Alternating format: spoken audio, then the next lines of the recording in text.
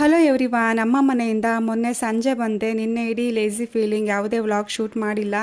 ಇವತ್ತು ಬೆಳಗ್ಗೆ ದೋಸೆ ಮತ್ತು ಆಲೂಗಡ್ಡೆ ಬಾಜಿ ಮಾಡ್ಕೊಳ್ಳೋಣ ಅಂತ ಹೇಳಿ ರೆಡಿ ಮಾಡ್ಕೊತಾ ಇದ್ದೆ. ಕೊತ್ತಂಬರಿ ಸೊಪ್ಪು ಇರಲಿಲ್ಲ. ನಮ್ಮ ಮನೆಯವರು ಅದೇನು ಕಾಟ್ ಕೊತ್ತಂಬರಿ ಸೊಪ್ಪು ಅಂತ ಹಿತ್ತಲಲ್ಲಿತ್ತು, ಅದನ್ನು ತಕ್ಕೊಟ್ರು. ಸೊ ನಮ್ಮನೆ ಪಿಂಕು ಇವಳಿಗೆ ರಾಕಿದು ಪೆಡಿಗ್ರಿ ಬೇಕು. 2 ಪುಟ್ಟು ಮರಿಗಳು ಬೇರೆ ಇದೆ ಅವಳಿಗೆ. ಇವನು ನೋಡಿ ಇಡೀ ಹಿತ್ತಲೆಲ್ಲ ಕುಣಿತಾ ಇದ್ದ. ಇವನಿಗೋಸ್ಕರನೇ ಇಡೀ ಬೇಲಿ ಸುತ್ತಲೂ ಮೆಸ್ ಹಾಕಿದ್ದಾರೆ ನಮ್ಮ ಮನೆಯವರು. ಮಕ್ಕಳಿಗೆ ಇತ್ತೀಚೆಗೆ ನಾನು ಇಬ್ಬರಿಗೂ ಮೊಟ್ಟೆ ಕೊಡ್ತಾ ಇದ್ದೀನಿ ಬ್ರೇಕ್ಫಾಸ್ಟ್ ಜೊತೆಗೆ. ಆ್ಯಂಡ್ ಬಾಜಿಗೆ ಇಲ್ಲಿ ಆಲೂಗಡ್ಡೆನ ಬೇಯಿಸಿ ಸಿಪ್ಪೆ ಎಲ್ಲ ಸುಲಿದು ಅದನ್ನು ಚೆನ್ನಾಗಿ ಮ್ಯಾಶ್ ಮಾಡಿ ಇಟ್ಕೊತಾ ಇದ್ದೀನಿ. ಅದು ತುಂಬ ಸಿಂಪಲ್ಲಾಗಿ ಮಾಡ್ಕೊತೀನಿ ನಾನು. ಆ್ಯಸ್ ಯೂಶ್ವಲ್ ಈರುಳ್ಳಿ, ಟೊಮೆಟೊ, ಹಸಿರು ಮೆಣಸಿನ್ಕಾಯಿ, ಹಾಗೆ ಒಗ್ಗರಣೆಗೆ ಉದ್ದಿನಬೇಳೆ, ಸಾಸಿವೆ ಇಷ್ಟನ್ನ ಯೂಸ್ ಮಾಡಿಕೊಂಡು ಮಾಡ್ಕೊತೀನಿ. ಆ್ಯಂಡ್ ಇಲ್ಲಿ ಇದು ನಮ್ಮ ಹಿತ್ತಲಲ್ಲಿ ಬೆಳೆದಿರುವಂತಹ ಕರಿಬೇವು, ತುಂಬಾ ಪರಿಮಳ ಬರುತ್ತೆ ಇದು. ಅದನ್ನು ತೊಗೊಂಡು ಬಂದೆ. ನಮ್ಮ ಪಾಪು ಬೇರೆ ಬೆಳಗ್ಗೆನೇ ಬಲೂನ್ ಒಂದು ತೊಗೊಂಬಂದು ಕೊಟ್ಟು ಅದನ್ನು ಊದ್ಕೊಡು ಅಂತ ಆಟ ಮಾಡ್ತಾಯಿದ್ಲು. ಅವಳಿಗೆ ಮೇಲೆ ಕೂರಿಸ್ಕೊಂಡು ಅದನ್ನು ಊದ್ಕೊಟ್ಟೆ. ನೆಕ್ಸ್ಟ್ ಪಲ್ಯ ಮಾಡಿಕೊಂಡೆ.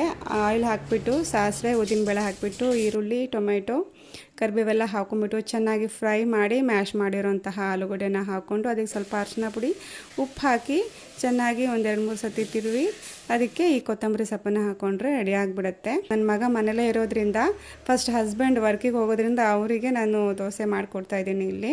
ಸೊ ಅವ್ರದ್ದು ಎಲ್ಲ ತಿಂದು ಆದಮೇಲೆ ನೆಕ್ಸ್ಟು ನನ್ನ ಮಗ ಮಸಾಲೆ ದೋಸೆ ಮಾಡಿಕೊಡು ಅಂತ ಹಠ ಮಾಡ್ತಾಯಿದ್ದೆ. ಅವನಿಗೆ ತುಂಬಾ ಇಷ್ಟ. ಬಟ್ ನಾನಿಲ್ಲಿ ಜಸ್ಟ್ ದೋಸೆ ಮತ್ತು ಆಲೂಗಡ್ಡೆ ಬಾಜಿ ಅಂತ ರೆಡಿ ಮಾಡ್ಕೊಂಡಿದ್ದೆ.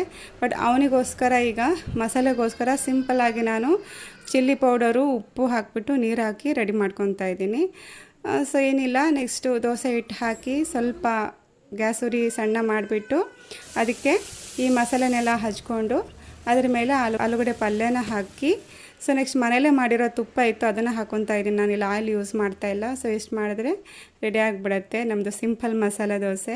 ಆ್ಯಂಡ್ ಇದಕ್ಕೆ ನಾನು ಯೂಶ್ವಲಿ ಇದು ಸಾಂಬಾರು ಮತ್ತು ಚಟ್ನಿ ಮಾಡ್ಕೊತೀನಿ, ಬಟ್ ಐಡಿಯಾ ಇರಲಿಲ್ಲ ಅಲ್ಲ. ಸೊ ಇಷ್ಟೇ, ಅವನು ಇಷ್ಟು ಕೊಟ್ಟರು ತುಂಬ ಖುಷಿಪಟ್ಟು ತಿಂತಾನೆ.